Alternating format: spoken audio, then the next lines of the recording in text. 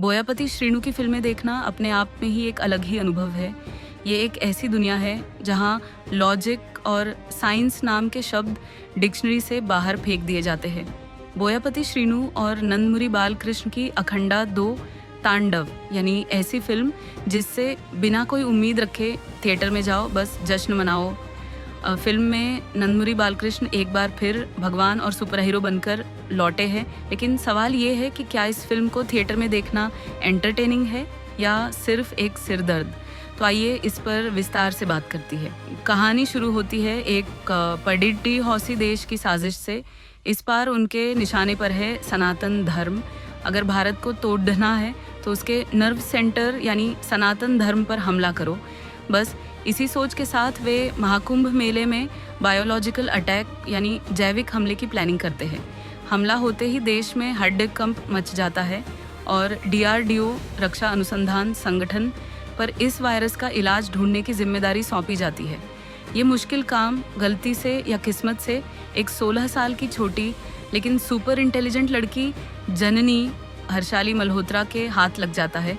जननी अपनी होशियारी से कमाल करती है और उस खतरनाक वायरस का एंटीडोट इलाज भी बना लेती है। जाहिर है इलाज मिलते ही वो दुश्मनों की हिट लिस्ट में नंबर 1 टारगेट बन जाती है। बस इसी क्राइसिस के बीच एंट्री होती है मामा जी अखंडा नंदमुरी बालकृष्ण की। अखंडा ने जननी से वादा किया था कि वो हमेशा उसकी ढाल बनेंगे और अब वह अपना वादा निभाने, उसे बचाने के लिए वापस लौटते हैं। आगे क्या होता है ये जानने के लिए आपको थिएटर में जाकर अखंडा 2 देखनी होगी। जैसे ही फिल्म में मामा जी अखंडा नंदमुरी बालकृष्ण की एंट्री होती है जो जननी को बचाने आए हैं, कहानी की रही सही डोर भी हाथ से छूट जाती है। सीधे शब्दों में कहें तो अखंडा के आते ही फिल्म का प्लॉट पूरी तरह से दिशाहीन हो जाता है। अब आप सोचेंगे कि नेशनल सिक्योरिटी का इतना गंभीर मामला है तो सेना और सरकार मिलकर काम कर रही होगी? बिल्कुल नहीं।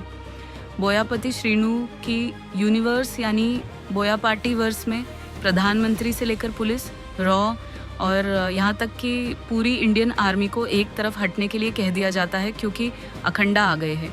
अब पर्दे पर जो खिचड़ी पकती है उसे समझना हम जैसे साधारण लोगों के लिए बहुत मुश्किल है। एक तरफ देश को बचाने का मिशन है, दूसरी तरफ तंत्र मंत्र और काला जादू चल रहा है और फिर अचानक अखंडा की दैवीय अलौकिक ताकतें प्रकट हो जाती है। ऐसा लगता है जैसे डायरेक्टर साहब ने सोचा चलो यार आज साइंस फिक्शन में पीरियड ड्रामा और हॉरर का तड़का लगा देते हैं। नतीजा ये होता है कि कई सीन एक दूसरे से बिल्कुल जुड़े हुए नहीं लगते। सब कुछ बिना सोचे समझे ज़बरदस्ती ठूंसा हुआ महसूस होता है।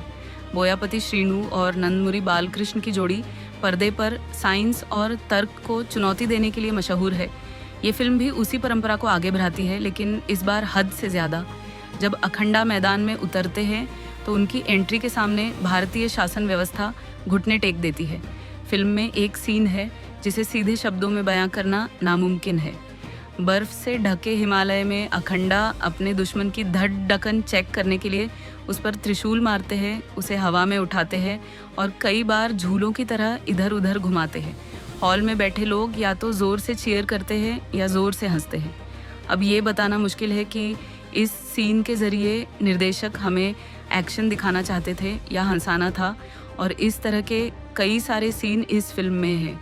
अखंडा एक पंच से 50 लोगों को हवा में उड़ा देते हैं, त्रिशूल से हेलीकॉप्टर के ब्लेड रोक देते हैं और बंदूकें मोड़ देते हैं।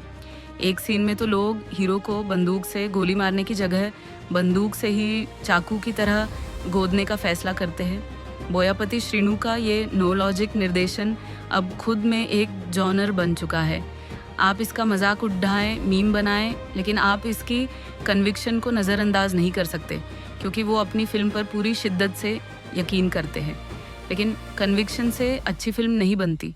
फिल्म की सबसे बड़ी ताकत और सबसे बड़ा सहारा 2 ही लोग हैं, एक नंदमुरी बालकृष्ण और म्यूज़िक डायरेक्टर एस थमन।